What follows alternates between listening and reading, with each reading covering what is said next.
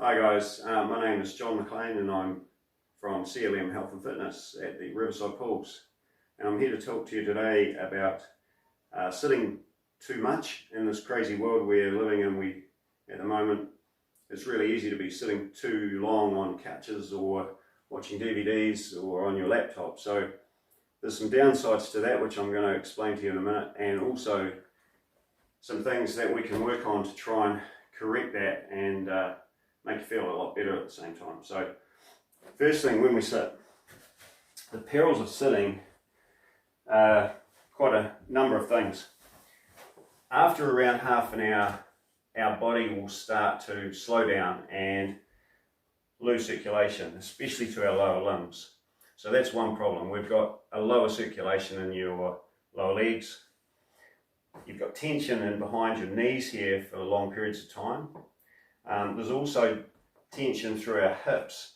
Our hip flexors get shortened and tightened, and you've all probably experienced times where you've been sitting for too long, you get up and stretch your lower back. Feels like stretching your lower back. What you're actually doing is stretching your hip flexors, and that helps your lower back.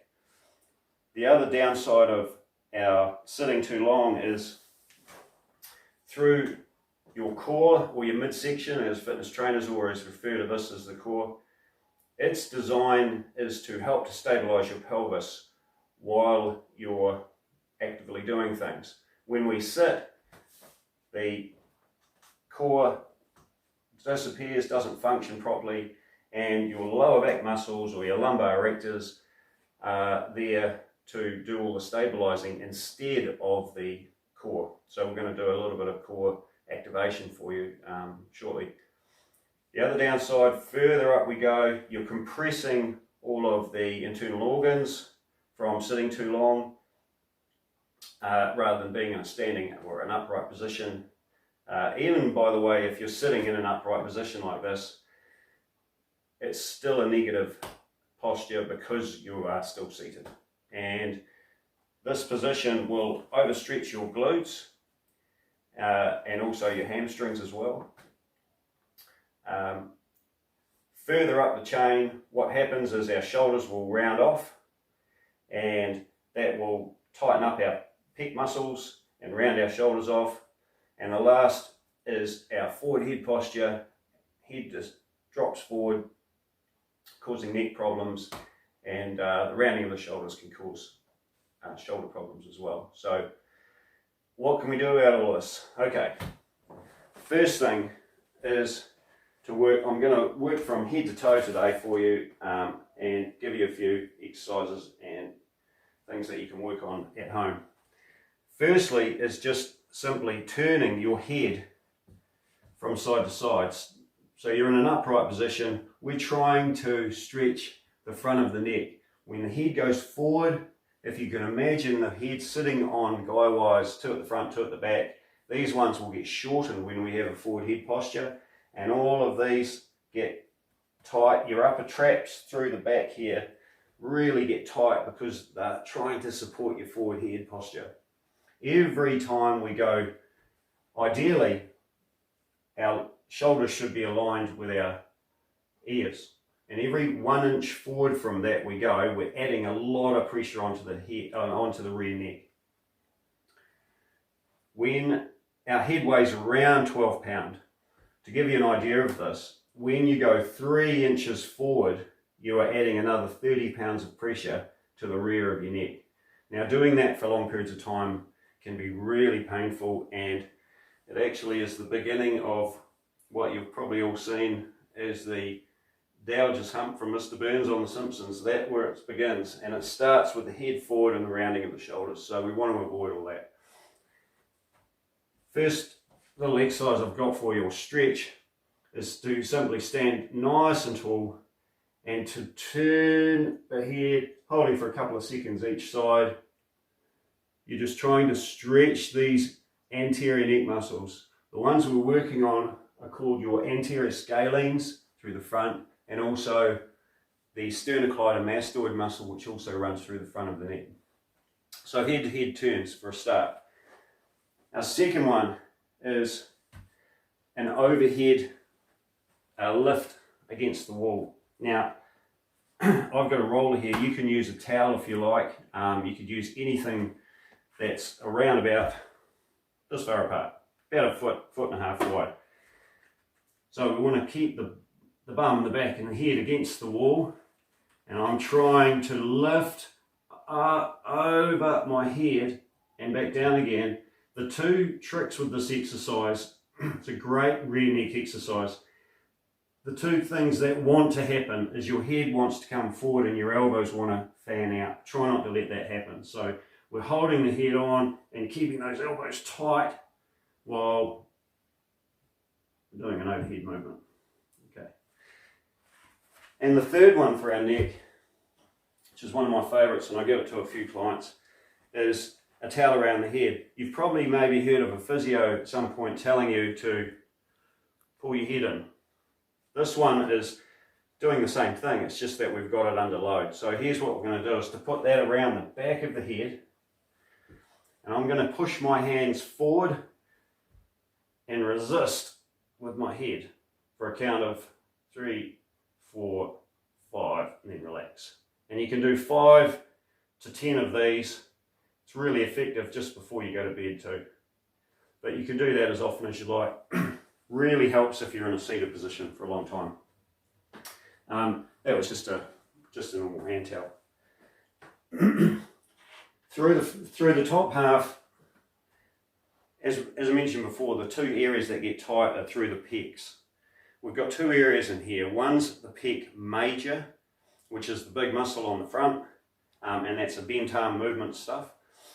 And our stretch for that is to get into a corner somewhere. I hope you all have a corner somewhere you can lean into this. Hands at around shoulder height, elbows up a little bit, and we're just like a naughty boy in the corner, leaning in. And you can hold that for 2 seconds and back out and lean back in if you want to, or you can hold, if you wish, for a 20-30 second period. The other part of the pec is called the pec minor, and that's the little muscle underneath, and it attaches to the top ribs. The two ways to stretch this is with a straight arm. So we've done the bent, and this is the straight arm stretch, and you're just turning the body. And you should feel that stretch through the front of that chest area. So around about shoulder height and turning. And again, you can do 2 second ones of these holds, or you can do it for 20 or 30 second period, whichever feels more comfortable. So, our next one is to try and strengthen up the rear shoulders. I've got 2 tins here. You can do it with any household thing you want, or you can just do it with your arm weight only. Here's the exercise. We're trying to strengthen the rear shoulder to help bring those shoulders back into a nice posture and a nice alignment again. Now, I'm going to bend on over here to about 45 degrees. We want to watch that the back's not rounding as well, so keeping a pretty neutral or nice spine angle going on, and we're going to go nice and wide with those arms, and this is called reverse flies. So standing and bent over reverse flies. And if you want to, don't worry about anything in your hands, just use your arms only.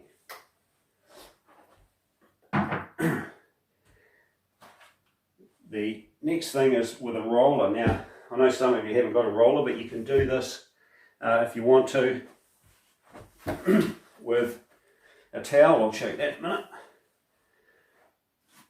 The reason I'm doing this is when we sit for too long, our thoracic area, our top half, will fold down or fall down a little bit. So I'm trying to lift that back up again. So I've got this roller position at the bottom of my shoulder blades, hands behind the head.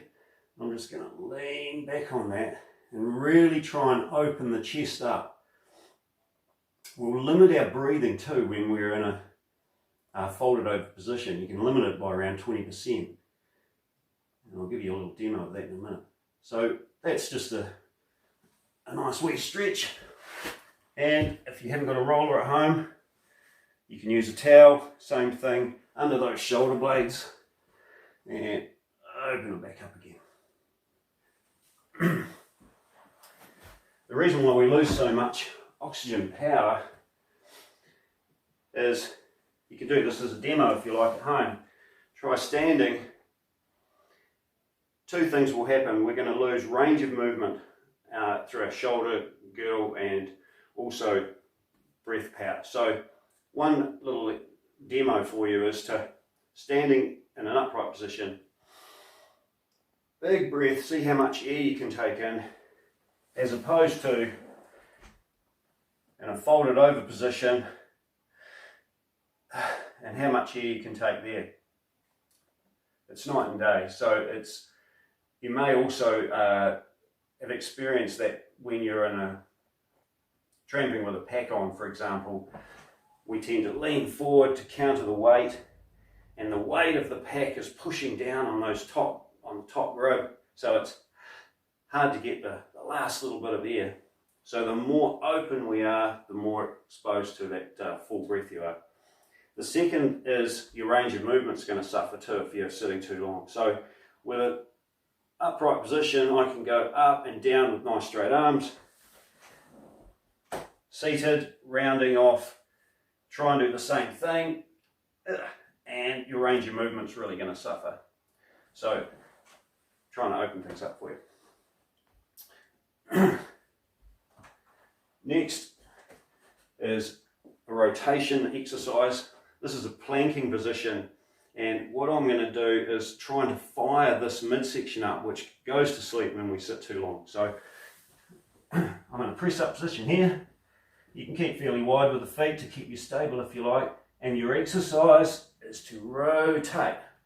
Trying to keep these legs straight, feel that activating, and back down again. Now you can do sets of these if you wish, maybe 5 on each side, and we're trying to get that firing back up again. If planking down on the ground is a little bit difficult for you, here's where we can use the chair to our advantage, and you can plank on a chair. If this is difficult, you can also go on the forearms. The lower the body gets to the ground, if you have weak transverse abdominis, it's called, or core, as all your trainers will refer to it, instead of your transverse abdominis or your core muscles, transverse abdominis, by the way, is the muscles that are underneath your six pack. So they are the deep abdominal muscles. They attach to your spine, and they're meant to stabilise your spine when we're moving.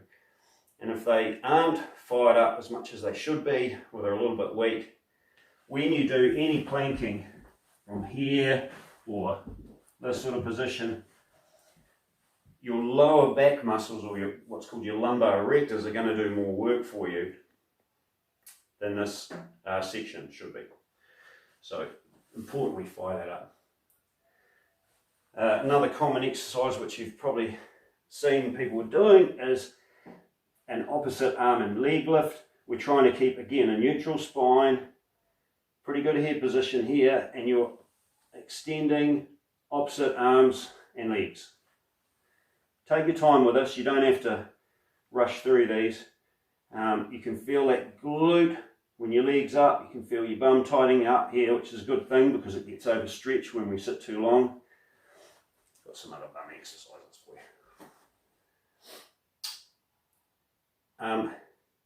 And the two other little glute exercises that I've got, these are things that anyone can do. It doesn't matter if you have a back injury or not. In fact, if you do, it's probably really good for it, or a sore back. This is called a clam shell. And a clam shell is just keeping your bum on the wall. That's the trick with this exercise. Doesn't matter too much about your back or your feet, but the main thing is your bum's on the wall. And we're just opening that top leg up and down. You can do lots of these. You can do 20 or 30 of these, even 50 if you want to be nasty to yourself, on each leg. So, clamshells. If you're away from the wall, even a couple of inches, what's going to happen is when you come up, your hips are going to rotate. And when your hips rotate, you're not going to be working that glute area. So make a point, really keeping on the wall. You won't get as high with the leg, but you're really going to feel the glute. And the other little glute exercise is a hip lift. If you want to, you can add some type of weight, whatever you've got, on your hips to increase this if you wish. The hip lift is just up and down. What I want you to think about when you're doing this is to flatten your lumbar out first. So we're going to rotate the hips. That engages that midsection a bit more, and then come on up and back down again and relax. So roll, flatten the back, and lift.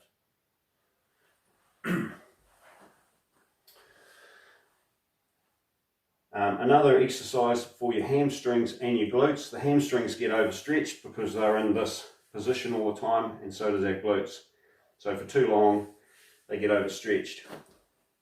People can say that they have tight hamstrings. They try this as a stretch and I can only get so far down. The hamstrings are tight, but they're overstretched. And what I mean by that is, if you check out my lips, they are tight, but they are overstretched. And it's the same sort of thing that's going on with your hamstrings. They're in an overstretched position that makes them tight. So we're going to do a one leg deadlift. You can use this with, if you want to, with one of your tin of beans, or you can do it without. So the exercise is just to keep your leg that's going out behind you pretty straight here, and we're going down to the floor and back again. If you want to do it with no weight, that's fine. It's actually probably harder with no weight because you're going to do a bit more balancing.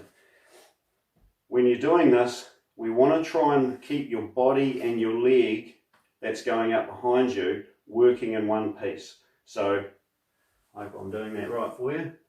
And you can, again, take your time. It's a real balancing exercise, and you're going to work those hammies and glutes quite nicely. Anyone who's out there who's got a pretty good range of movement, you can try this exercise. This is a wee stretch, but it's a dynamic stretch, so it involves firing up your midsection and your glute at the same time. So what I'm going to do here is, I'll show you on this leg. We're going to get into a lunge position, quite a wide lunge position too, and I want you to dig those toes in at the front when you're doing this. My other hand is at the same level as where the foot is. I'm going to pick that back leg up, and when you do that, you will feel that tension on the glute, which is a good thing. So we're going to pick the back leg up, and your movement is this, is to try and open up. Now, and back down again. When we're doing this, if you want to add some more to it, you can go right under and back. The key to it is to hold that back leg straight. It wants to do this, but don't let it. Keep it straight. That's activating your glutes. Go right under. If you want to, you can just do it with the hand on the head if that makes things a bit easier. And again, tucking under, right out wide. And you're doing that on each side. You'll probably find one side feels easier than the other too when you're doing that. Okay. The hip flexors, as I said before, they get shortened, and from being in a seated position for too long, what will happen is when they're in a normal length position, they will shorten when we sit. So long periods of sitting, watching too many movies, you're going to stand up and need to stretch those hip flexors. You can do it by leaning back. Another way to do it is to come down onto one knee, and we're just going to lean forward. I'm trying to open this area up. It's in that position when we're in a seated for too long. So if you want to also stretch your psoas muscle, which is through the front here, that also gets shortened when you're sitting too long. We're going to lift up and extend. Okay. Couple more things here. The calves. Our poor calves lack circulation, and being in a seated position, the lower limbs tend to lack circulation. So we're going to try and increase that. By just doing a calf stretch is not really enough. So what I'm going to show you here is what's called an AIS stretch. Now you can have your hands on the ground doing this if you're quite flexible, or you can put your hands on a chair if you're not as flexible. I'll show you from here. So I'm pushing my knee back here, and I can feel that in my calf straight away. And then we're going to hold it for 2 seconds and alternate. 1, 2, 1, 2. And this is a marvellous stretch because it's creating blood flow through those lower limbs at the same time you're working your range of movement there. So just alternating those, really good idea. Trying to get your heel down onto the ground and the knee back. That's when you're really going to pick up that stretch. And to make this thing work in favour for us, rather than sitting on it, which I know you really want to, is sitting in that position there, lying in this position rather. What this is doing is opening up the chest. No pillow, by the way, guys. If you can have no pillow, it's going to be more effective. So it's opening the chest up. Your hip flexors are actually relaxed in this position. It's relaxing your lower back as well. And you just lie there for about 5 minutes, and it's a really nice way to open yourself up without really doing a lot.